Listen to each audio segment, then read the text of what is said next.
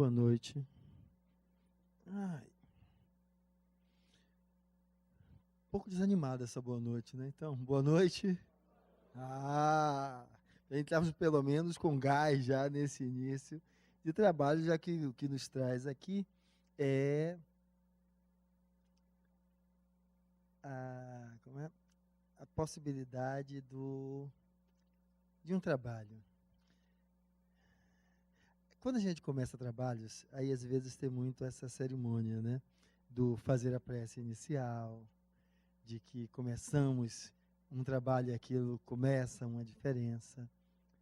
Contudo, o que é que eu gostaria de trazer? O nosso tema, eu acho que é esse aqui, ó. E aí eu posso ir adiante. O nosso tema é resposta celeste. Dá uma desligadinha aqui, Rodrigo. Veja só. Lógico, para o tema ser resposta celeste, esse tema advém de algo que o precede, que é a pergunta. Então, a pergunta é por que vocês estão aqui. Estar aqui é uma pergunta. E quando nós falamos do sagrado, nós temos o hábito de colocá-lo em um lugar diferenciado. Então, para que esse sagrado se estabeleça, nós vamos mudar a posição, mudar os gestos. Quando nós seremos capazes de perceber, de entender que o sagrado reside em cada um de nós.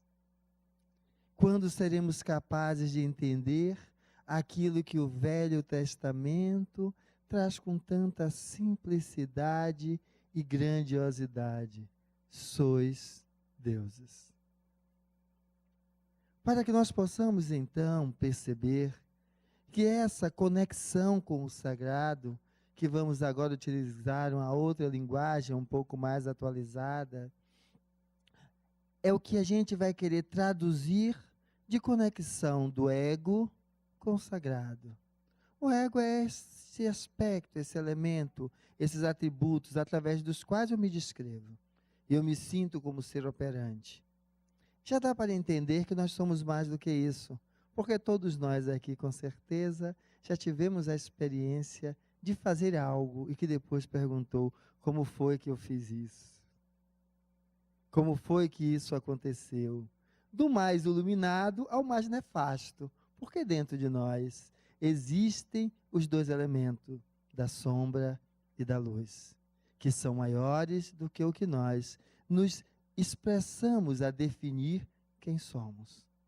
Então, esse momento é o momento que aquele Fernando, que acordou de manhã, saiu correndo, foi para o hospital, não conseguiu almoçar, voltou, foi no outro hospital, é que eu pegue esse elemento e digo o seguinte: aquieta um pouquinho, aquieta, e deixe perceber que você faz parte de algo maior. Então, que nós possamos, já de antemão, se colocar no salão, na sua cadeira aí, percebendo que você faz parte de algo muito maior do que você, enquanto você se conhece. E aí então, essa resposta celeste, ela já adivinha disso.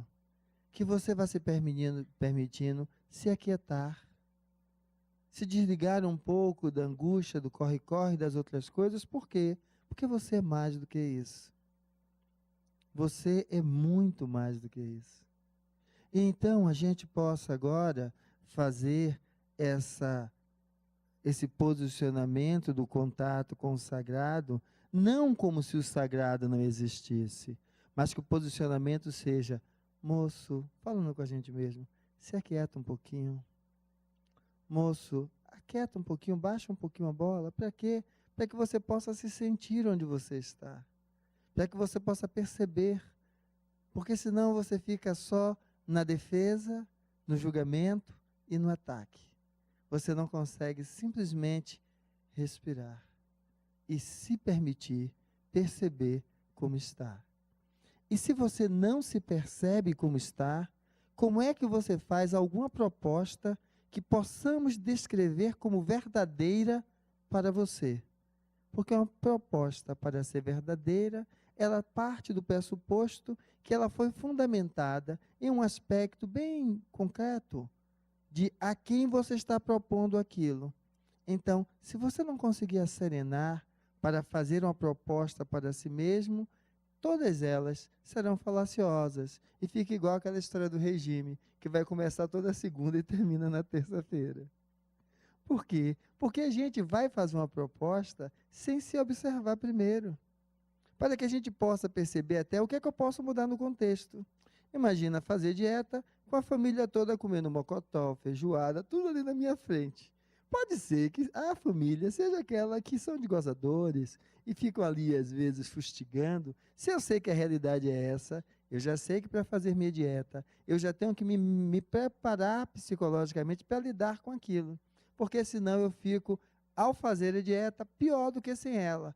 Porque eu me estresso com todo mundo, coloco sobre todo mundo a culpa de eu não conseguir controlar a minha própria ingesta, e ali, em vez de ser um momento de benefício, é um momento de malefício, que me estressa, onde mesmo com colesterol mais baixo, mas com estresse elevado, me faz infartar do mesmo jeito. Então, essa é a necessidade, que a gente comece a perceber que a oração, o movimento de contato com o sagrado, é um movimento de aquietação consigo mesmo. De se aquietar um pouco. De não se ver como essa pessoa que saiu correndo de manhã cedo, que chegou aqui agora. Então, se aquietar um pouco. Quando nós falamos do sagrado, nós temos muito hábito, lógico, de levar o nome do mestre. Por quê? Porque ele funciona conosco como essa janela de conexão. Até em uma das frases, né? Ninguém irá ao Pai senão através de mim. Mas quando ele descreve ele, não é ele pessoa física, é aquilo que ele representa. Lógico, porque senão você veria mais um totalitarismo. E o Cristo está longe disso.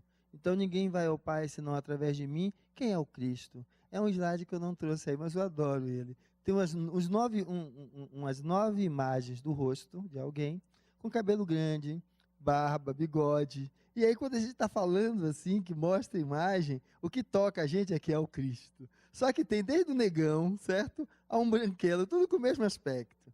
Porque na realidade o Cristo não é um formato, não é um elemento estético. O Cristo é o que ele representa. Então, quando diz, ninguém irá ao Pai senão através de mim, foi o que ele veio fazer. Ele veio mostrar que é possível a caminhada. Que caminhada? A caminhada com base no amor. Essa foi a caminhada que ele veio nos mostrar. E quando nós vamos falar de uma caminhada pautada no amor, como elemento de revelação, porque imagine, não é possível amar o outro se eu não sou capaz de amar a mim mesmo. Não é possível amar o outro quando eu não amo a mim mesmo. Para eu amar a mim mesmo, eu tenho que ser capaz de reconhecer o que eu tenho de positivo, de negativo. Eu tenho que ser capaz de me olhar como o mestre nos olhou, que ele faz uma outra frase famosa que não foi para Deus. Foi para Deus enquanto elemento residente dentro de nós. Perdoa-os, Pai. Eles não sabem o que fazem. Para que nós nos perdoemos, pois nós erramos por ignorância. Nós erramos por ignorância. E lógico, quando vamos ver isso, às vezes, vamos começar a precisar fazer algumas outras analogias. Mas esse elemento de errar por ignorância é porque o que nos traz uma reunião como essa, que precede o trabalho de desobsessão, é a hipótese de que algum outro ser humano está conectado a nós, de alguma forma, vibrando negativamente com relação à nossa integridade física, psíquica, certo? Emocional. E então, para isso acontecer, o que é que nós precisamos perceber? Quando eu brinco, eu digo o seguinte: Fernando tem 2 olhos. A evolução é de Fernando? Não, é de todos nós. Ganhamos 2 olhos, um nariz, 2 orelhas, os dedos cotó são meus, porque vocês não têm isso, não faz parte de um processo evolutivo, é uma alteração na expressão do corpo e não genética. Mas vamos evoluindo desse jeito. Então imagine, a forma de a gente lidar com quem nós estamos colocando aqui como possibilidade de estar junto a nós, nos causando um viés, não pode ser algo que seja só daquela criatura e daquele indivíduo. Então nós temos que ter a bondade de alma, de olhar e responder o seguinte: imagine você pelo que você está passando. Imagine que verdadeiramente tem alguém que está aí imputando esses elementos a você, mas você reverta a pergunta e se pergunte assim: troque de lugar. Para você estar fazendo com alguém o que você imagina que esse alguém pode estar fazendo com você, você estaria como? Em equilíbrio ou em desequilíbrio? E se a sua resposta for a de que para eu fazer isso, eu precisava estar em desequilíbrio, aí vem a outra pergunta. Para alguém em desequilíbrio, o que é que a gente precisa fazer, enquanto postura mental, desejar que ele se equilibre? Porque é pelo desequilíbrio que ele se mantém junto a você. Quando ele passa a despertar e alcança o equilíbrio de si mesmo, ele começa a perceber que a vida continua, a fila anda e tem outras coisas para fazer. Então, nesse momento, nós vamos nos desvincular no sentido da desconstrução de um sentimento negativo para com esta possibilidade de existir alguém que está aí fazendo alguma coisa com você. Porque quando assim fazemos, é uma estruturação de uma das etapas do perdão. Não dá para a gente fazer aquela fala fantasiosa, né? Que eu lhe perdoo.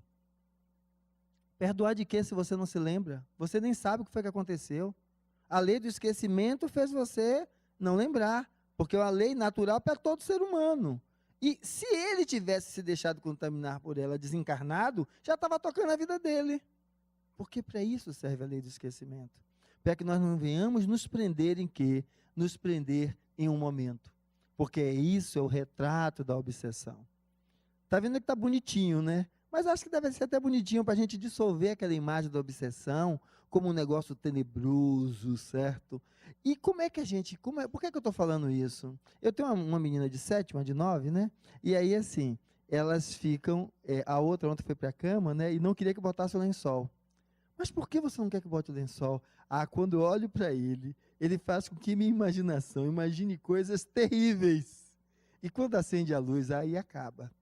Então, tudo que é de terrível, mesmo no processo obsessivo, de seres que podemos descrever como licântropos, em formatos zootrópicos, em formatos de animal, tudo isso, certo? É como o lençol para minha filha. Que na hora que você olha com o coração, você poderia enxergar esse irmão que está aqui e você não ia enxergar nele o monstro, você ia enxergar nele o humano que existe ali dentro. Que espera de você, enquanto humano, comiseração, amor. Porque ele está ali pela ignorância e pela dor, como essa imagem representa, mostrando aí uma insignificante. Nem vai para lá, nem vem para cá. E às vezes é assim que estamos a nos colocar. E isso que eu estou colocando para com o desencarnado, é que é preciso que, para que não seja uma falácia, meu irmão, me perdoe por tudo que eu já lhe fiz, para que seja verdadeiro, você possa perceber aonde em sua vida você está igual a esta criatura insignificante. Porque é quando você está na relação com seu parceiro, ainda lembrando do que aconteceu há 20 anos atrás, mas naquele dia você não veio, você não foi, ou seja, você se prende, se acorrenta, sem conseguir traçar para você perspectivas do que vem pela frente. Porque é aí que está o obsessor. É porque ele só se lembra de você relacionado a um momento desse que ele conviveu com você. E ele está congelado aí. Então, frente a isso, ele não consegue se desapegar. E aí nós precisamos mostrar que a vida não é um instante, é toda uma trajetória. E quando falamos em toda uma trajetória, não é apenas trajetória para o corpo físico, porque é isso que eu trago nessa imagem, mas uma trajetória para o espírito. Porque todos nós já encarnamos e desencarnamos diversas vezes. E lógico, Relação entre pessoas vai gerar atrito, porque um pensa de um jeito, outro pensa de outro. Então, em vez de você ficar dizendo, meu irmão, me perdoe, siga em paz, mostre que você se tornou alguém hoje capaz de perceber que não adianta ficar parado no tempo. Perdoe o outro e siga seu caminho. Quando você perdoa o outro, você não liberta o outro, não, você liberta você mesmo. Você entende que aquilo fez parte de um passado. Ah, mas ele vai fazer de novo. Então significa que ele talvez já tenha se libertado, mas você está esperando ele repetir. E aí espera tanto que ele não repete, mas você atrai um outro que vai repetir aquilo que você tanto queria que acontecesse de novo.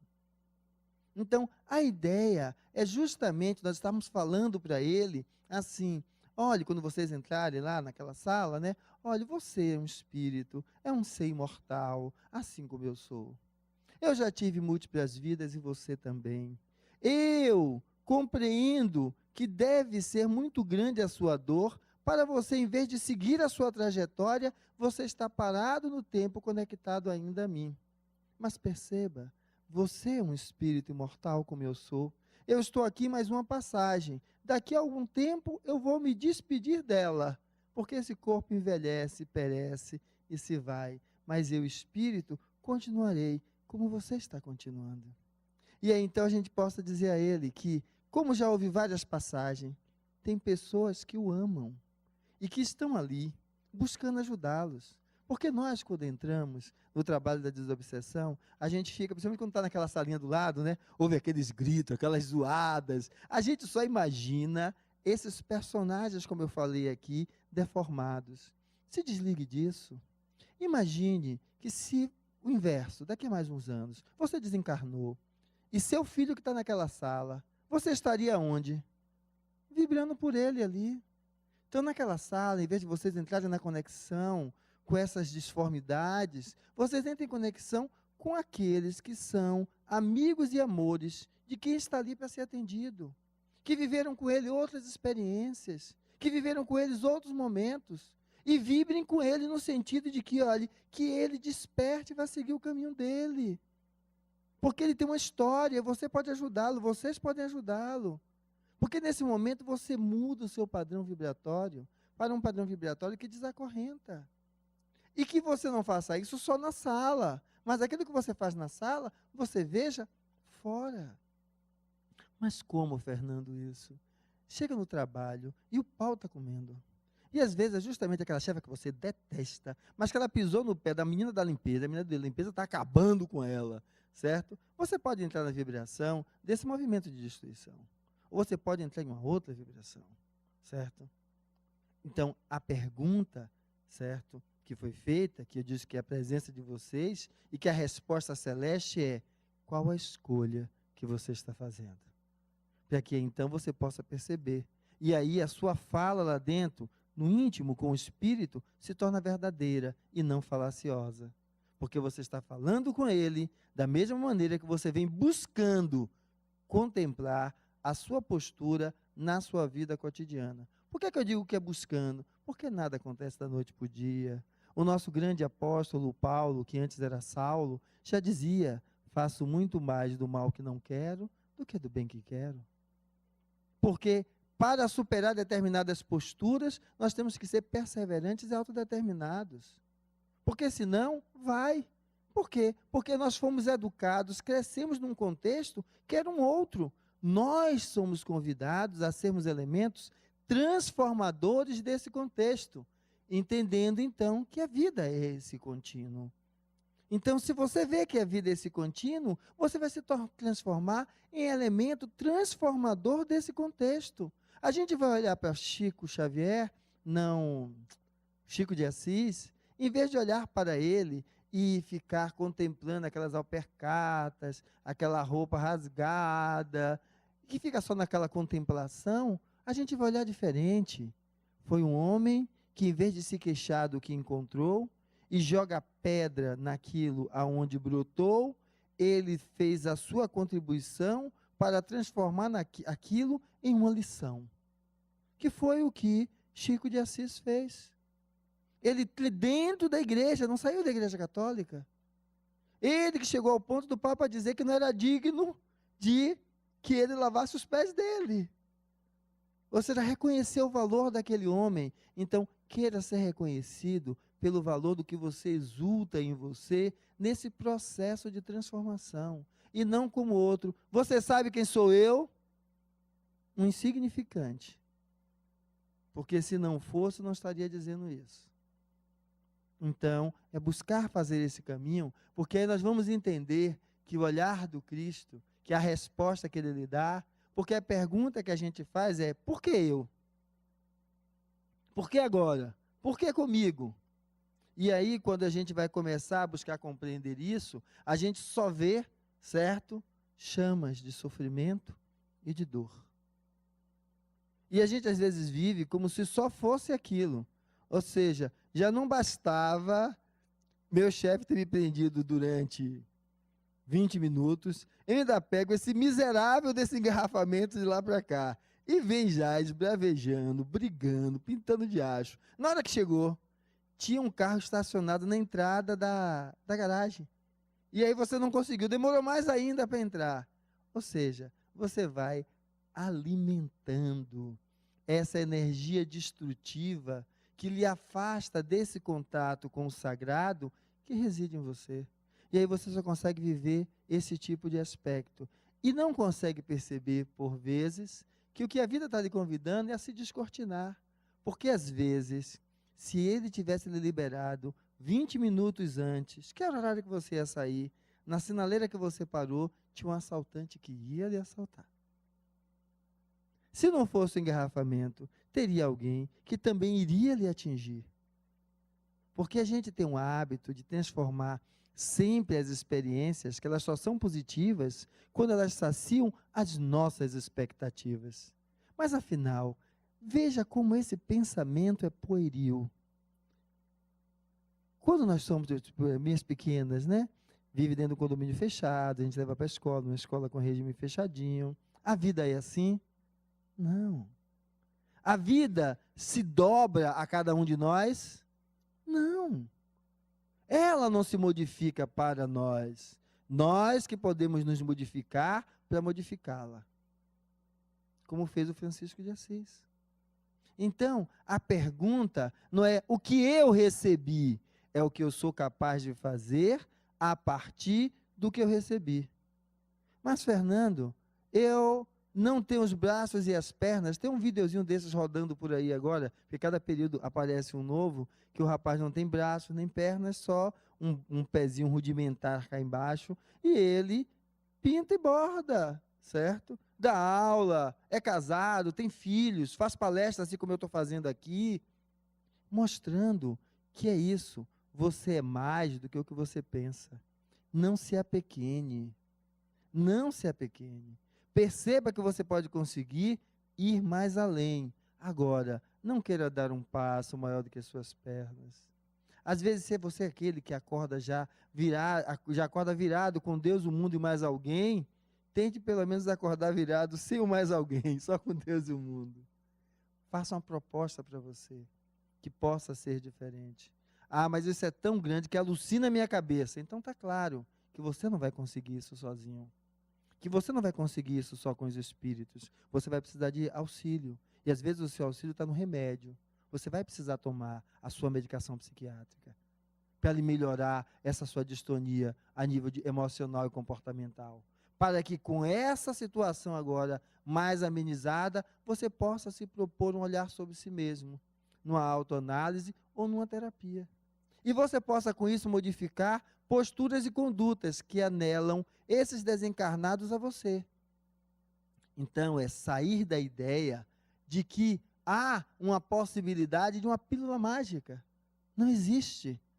Não existe. A pílula mágica existe, é aquela que o psiquiatra vai lhe dar num processo de depressão que vai lhe estabilizar, para que você possa talvez fazer a terapia e se perceber. E a partir daí, criar propostas para você. E com auxílio espiritual, dar a esse que está ao seu lado um caminho, porque você desligou a janela de conexão que ele queria usar.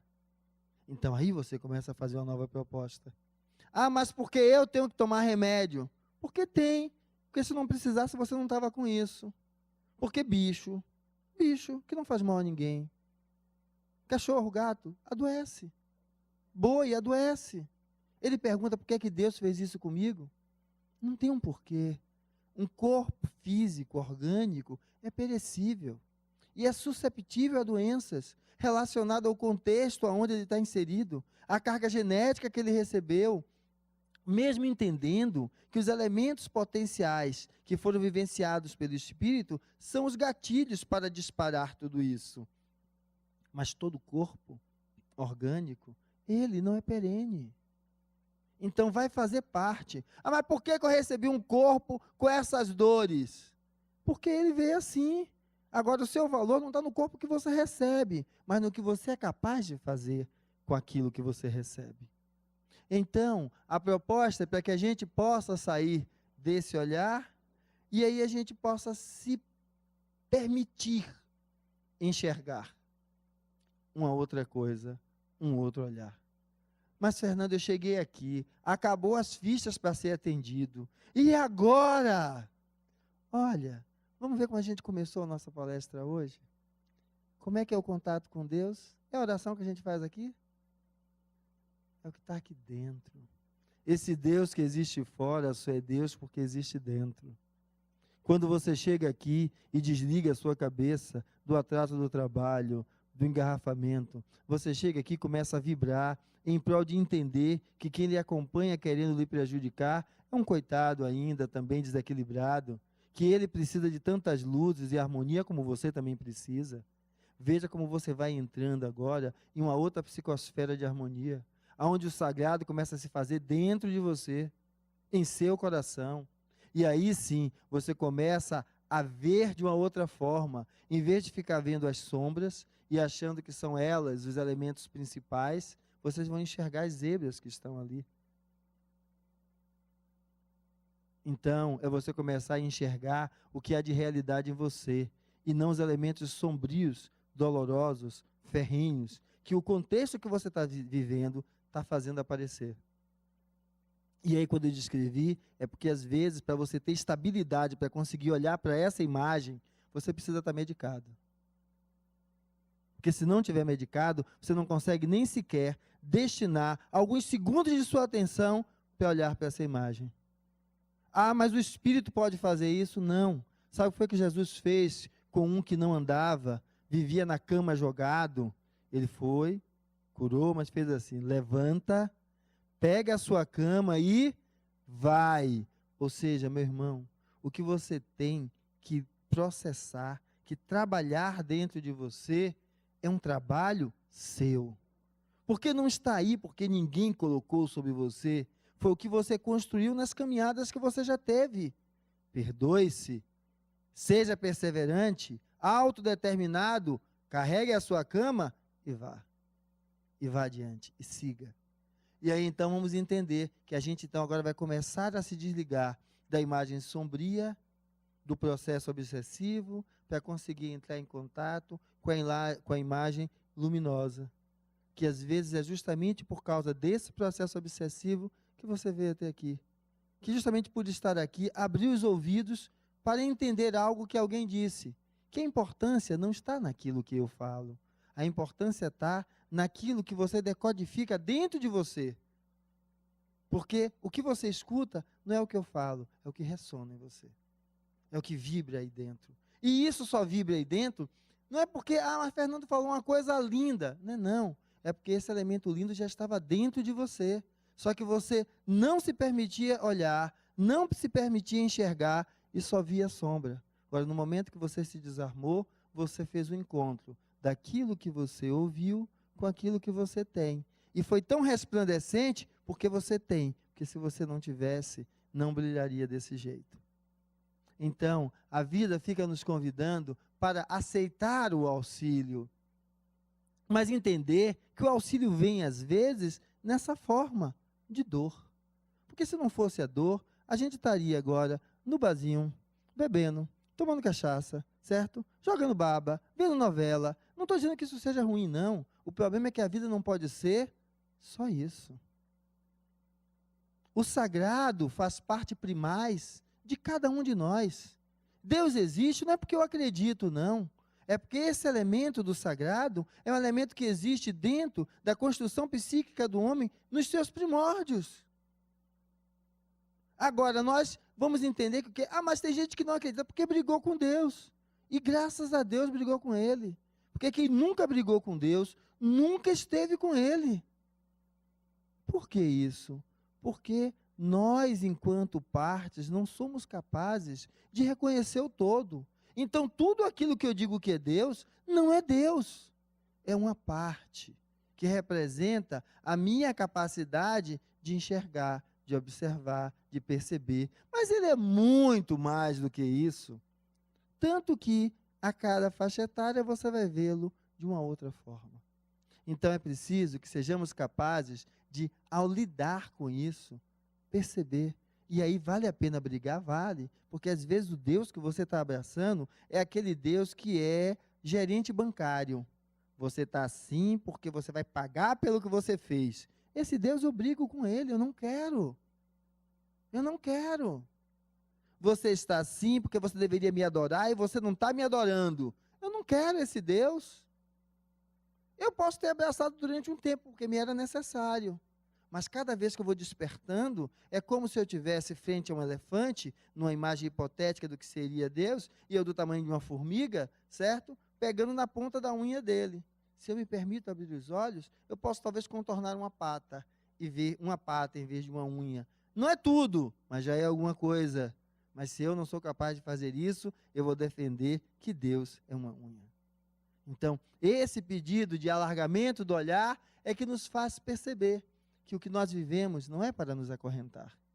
Porque às vezes é só desse jeito que você sairia daquele lugar cômodo. Agora, você pode aprender. E se você aprender, você não vai mais precisar passar por isso. Não vai mais precisar ser desse jeito. Não vai mais precisar ter que, dentro de um elemento também, mais uma vez hipotético, apontar o filho do vizinho porque tem uma orientação homossexual, que você chamava de bicha. E quando vai com seu neto, aí você vai aprender a chamar de homossexual, a buscar respeitar, porque você não quer que façam com ele o que você já viu fazer com os outros. Não precisa disso. Então quer dizer que isso está curando a homossexualidade? Não, está curando a dor que você vai sentir. Lembrando que quanto você desprezou o outro, e quanto o outro vai poder também ser desprezado. Porque se você tivesse amado o outro, ele teria crescido no ambiente entendendo que se respeita o outro. Porque orientação sexual não é caráter. Estar se olhando é o cerne do indivíduo. E aí, o seu neto fosse alguém mais livre, capaz de dizer, eu sou assim, sem precisar se esconder, se debater, se julgar. Porque no seu olhar, ele não iria encontrar isso, mas sim um despertar. A resposta é essa. É quando nós conseguimos agora interpretar aquilo que a vida nos dá, certo? Não como... É uma palavra que é meio...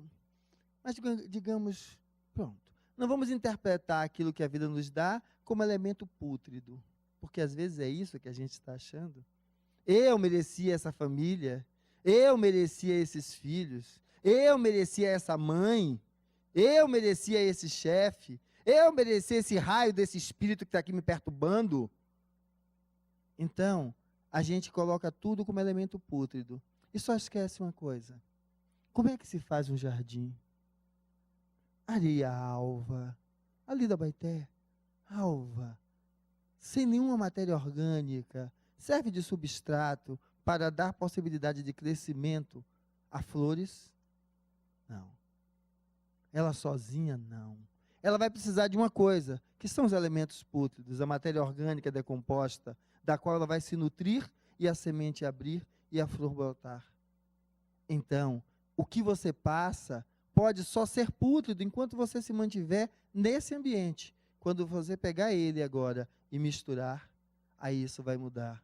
O que é misturar?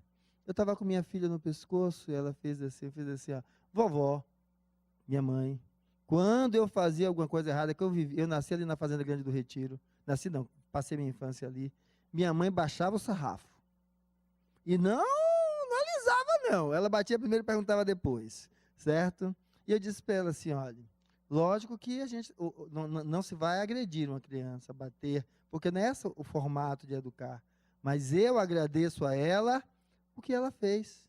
Não estou agradecendo a porrada que ela me deu, não. Estou agradecendo a preocupação que ela teve comigo de não me deixar me desvirtuar no mesmo caminho que vários se desvirtuaram na droga, no roubo, como é? No envolvimento com álcool. E foi aquilo, foi. Foi a criação rígida dela que me ajudou a olhar de uma outra forma. Hoje eu preciso fazer a mesma coisa com minhas filhas? Não, porque a gente não evolui. Então agora eu posso tentar traduzir isso para ela de outra forma. Mas foi o que eu estava mostrando para ela, que se a gente não põe limite, a gente se perde. O que minha mãe fez foi impor a mim limites com o que ela podia.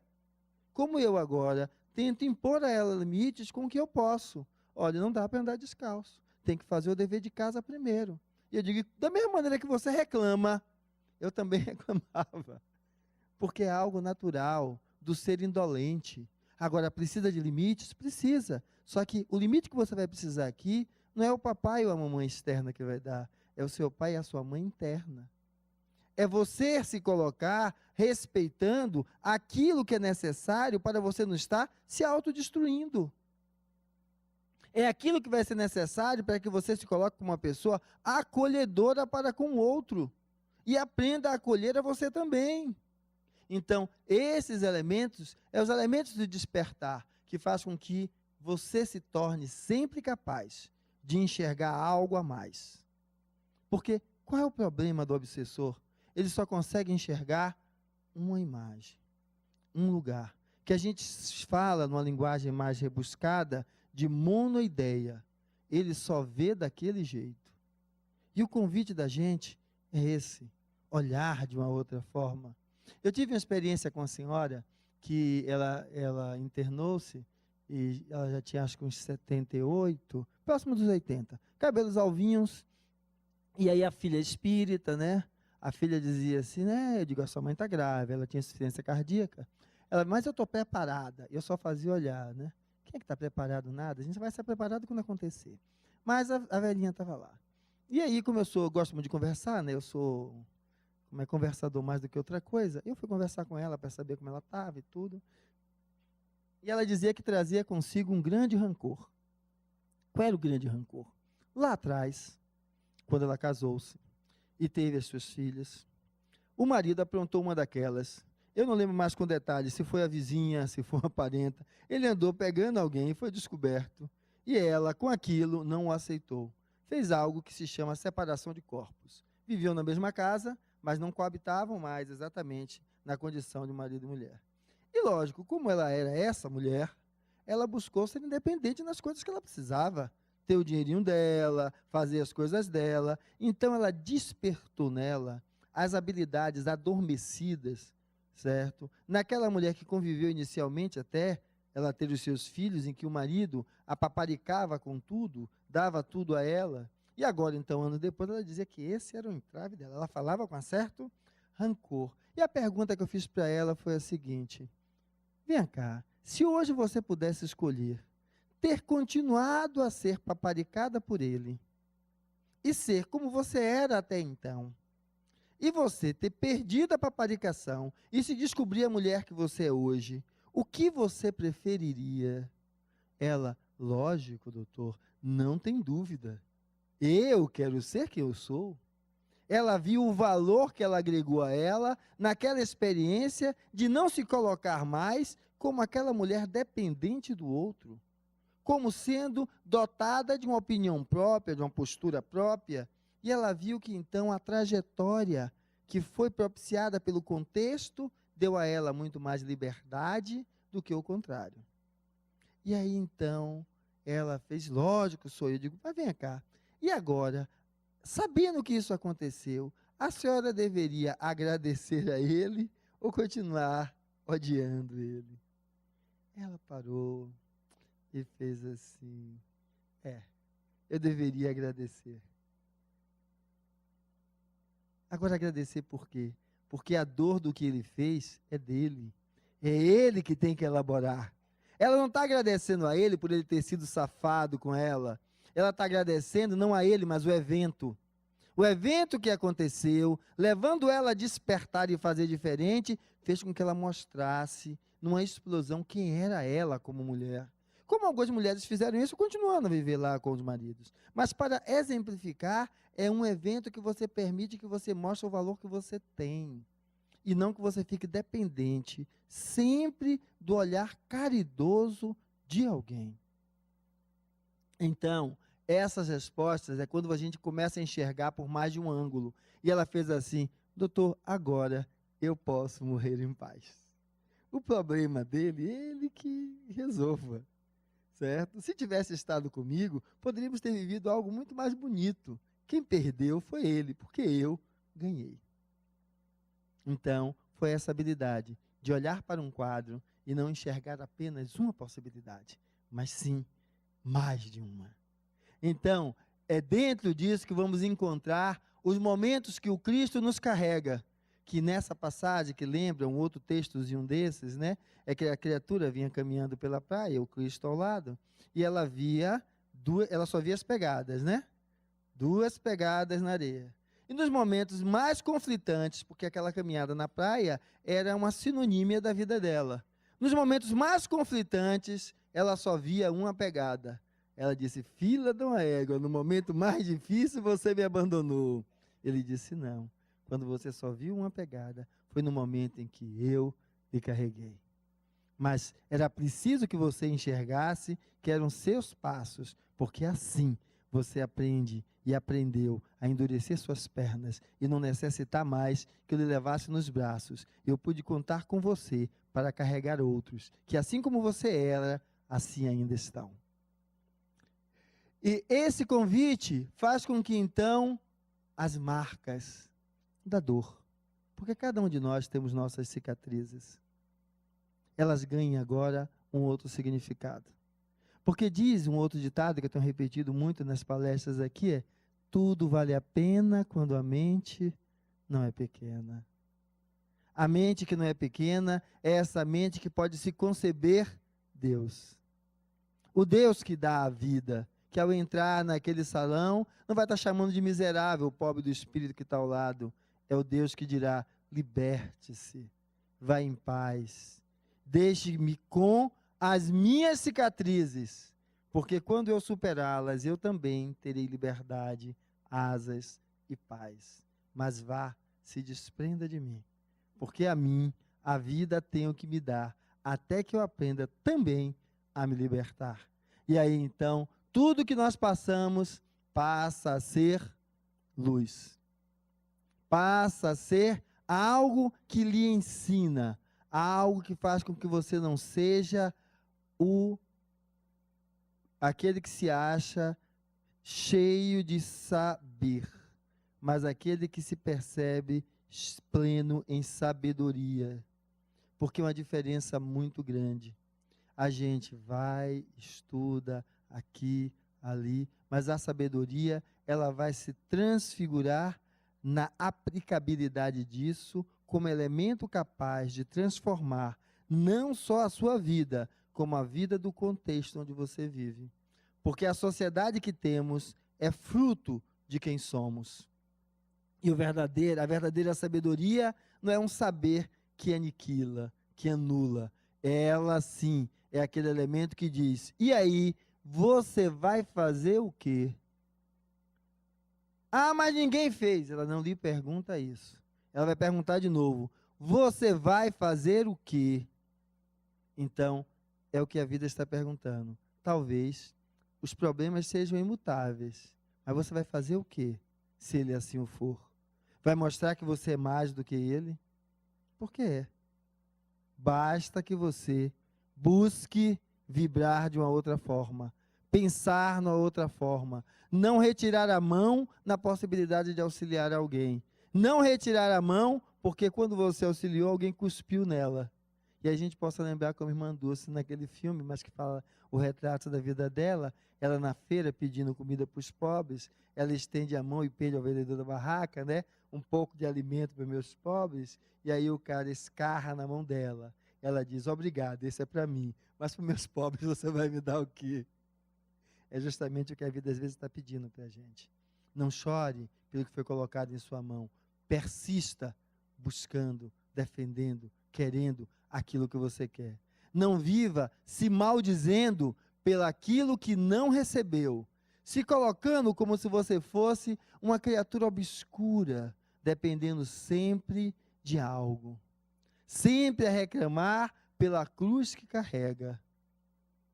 Às vezes, lá na frente, vai ter uma vala enorme, e o que vai lhe permitir passar de um lado para o outro é a cruz que você levou consigo. Ela que será a ponte para fazer com que a travessia seja possível. Por quê? Quando eu falei em revalidar Deus, veja, o Deus que a gente pode colocar como Deus, que é maior do que todos nós, Ele não nos castiga, Ele nos dá possibilidades de aprendizado. Ele não nos coloca no inferno, a não ser que você se coloque. Ele nos dá sempre a possibilidade de voltar e fazer de novo de outra forma. Então, se é esse Deus de caridade, de caridade e bondade, então vamos começar a observar o para quê daquilo que você está passando. Para você dar à sua cruz um sentido. Ah, mas eu acho que isso não vale para nada. Arranje um sentido. Nem que seja o sentido de mostrar que você pode fazer tudo mesmo carregando ela. Mesmo carregando aquela cruz. Mesmo carregando a sua dor, você pode fazer outras coisas, em vez de se deixar sucumbir pelo tamanho dela. Ou então, você não ser capaz de fazer isso que está aí. Eu comecei falando dos espíritos que vocês vão encontrar, como está lá dentro, e às vezes a gente se vê como esse ser iluminado que vai dar uma mão ao pobre coitado. Lógico que a sua posição mental ajuda, mas sabe quem é que ela ajuda? A você. Porque ninguém liberta o outro. Agora, quando você cria em você esse entendimento de auto-perdão, de assumir a responsabilidade pelo que fez, de não se culpar e se paralisar no tempo, imagine que quem está aqui é você, e quem está ali é você. Então esse trabalho é para mostrar a você que você não depende de nenhum outro, você depende de você. Agora, tenha certeza que quando você se põe a fazer por você, nesse sentido de se tornar uma pessoa melhor, muitos se unem a você. Porque assim como você atrai o desequilibrado, porque você está desequilibrado, você atrai o equilibrado, quando você está equilibrado. E aí, em vez de uma mão, são mãos. Mas eu não as vejo, é para não as ver, porque a ideia de quem já foi adiante é que você acredite nas suas pernas, porque elas podem, você só não despertou. E se ele servir de bengala para você, você nunca vai acreditar nas pernas que tem. E essa bengala que lhe alija, ela precisa ser retirada. E o auxílio, na maioria das vezes, pelo nosso nível de despertar, ele ainda ressoa com o sofrer e o chorar. Mas quando você aprende sacrifício, deixa de ser sacrifício para ser sacro ofício. E aí então você nunca mais se colocará como um ser no breu, na escuridão, às expensas de um espírito iluminado que venha lhe salvar. Você vai entender que se há um espírito iluminado, esse é você. E aí então você vai perceber que conhecimento, saber, só tem valor quando ele é capaz de abraçar e acolher você. Você, em tudo que você tem, de positivo e de negativo. E que se isso verdadeiramente ocorreu, você vai saber. Sabe quando? Quando o outro cheio de espinhos chegar, você também vai ser capaz de abraçar.